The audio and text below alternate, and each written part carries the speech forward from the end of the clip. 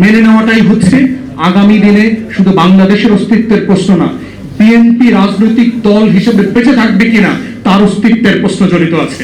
On record আপনাদেরকে বলে রাখি, আপনাদের সক্ষমতা কিন্তু আওয়ামী লীগের ধারে কাছেও না। আপনি বলছেন যে আমার রাষ্ট্র পরিচালিত হবে, এখানে ডেমোক্রেসি থাকবে, সমাজতন্ত্রও থাকবে। 72 তে ডেমোক্রেসি আর সমাজতন্ত্র এক জিনিস ছিল না।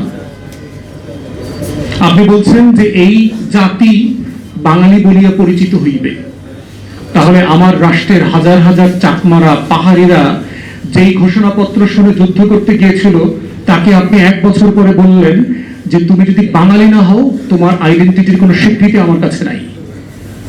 তাহলে ওই যে ফ্রি, ইনক্লুসিভ, ডেমোক্রেটিক রিপাবলিকের কথা বললেন, সেই রিপাবলিকের প্রত্যেকটা এসেন্স এন্ড প্রিন্সিপলের সাথে এই 4টা মূলনীতি যায় না সিম্পলি, কারণ এখানে অবাঙালিরাও যুদ্ধ করেছে।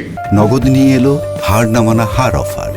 সর্বনিম্ন 10,000 টাকা রেমিটেন্স নগদে পাঠালে থাকছে স্বর্ণের হার জেতার সুযোগ। বাংলাদেশ রাষ্ট্রটাকে যদি আগামী দিনগুলোতে এগিয়ে নিয়ে যেতে হয়, আমার সেই 71-এর মুক্তির লড়াই, আমার যুগ যুগ ধরে শত শত বছরের এই মাটির, এই মানুষের, এই জমিনের মুক্তির লড়াই এবং আমার 24-এর গণ অভ্যুত্থানের লড়াই, এর প্রত্যেকটা প্রিন্সিপালকে সভরেন উইলের ভিতরে অ্যাকাউন্টেড করা হয়েছে জুলাই জাতীয় সনদের মাধ্যমে, এবং সেটাকেই উইদাউট এনি ইফস এন্ড বাটস মেনে নেওয়াটাই হচ্ছে আগামী দিনে শুধু বাংলাদেশের অস্তিত্বের প্রশ্ন না, বিএনপি রাজনৈতিক দল হিসেবে বেঁচে থাকবে কিনা তার অস্তিত্বের প্রশ্ন জড়িত আছে। এবং অন রেকর্ড আপনাদেরকে বলে রাখি, আপনাদের সক্ষমতা কিন্তু আওয়ামী লীগের ধারে কাছেও না।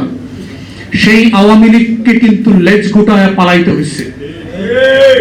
নির্বাচনের পরে বিএনপির এক এমপি আমারে বলছে, হুইপ 6 জন হুইপ আছে তো বিএনপির, তার ভিতরে একজন বলেছে যে আমার ডিভিশনের সব এমপিকে আমি একটা ছবি গিফট করব। সেই গিফটের ছবিটা হচ্ছে হাসিনা বিমানে করে যে পালাইতেছে না। আপনাকে মাননীয় প্রধানমন্ত্রীকে বলছি এবং আমার ডিপার্টমেন্টের 2 বড় ভাই মাননীয় আইনমন্ত্রী এবং মাননীয় স্বরাষ্ট্রমন্ত্রী, আপনাদের দরজায়, ঘরের দরজায়, অফিসের দরজায়, গাড়ির দরজায় শেখ হাসিনার পালানোর ছবিটা ল্যামিনেটিং করে ঝুলায় রাখবেন।